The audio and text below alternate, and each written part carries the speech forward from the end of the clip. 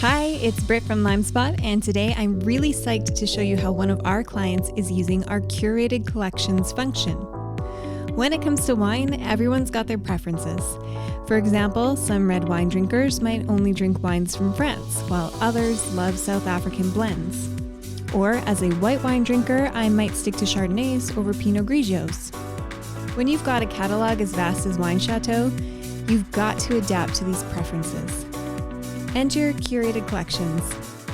With Curated Collections, you can choose which items appear toward the top of your main collections. These items can be manually curated or automatically generated. It all starts by creating segments, which Wine Chateau has done based on whether I've browsed a certain type of wine or bought it. So again, let's say I love Chardonnays. Once I've browsed a few of them, the next time I visit the white wine collection, Chardonnays are going to appear at the top, making it easier than ever for me to find what I'm looking for and speeding up the time to clicking checkout. Till next time, thanks for tuning in.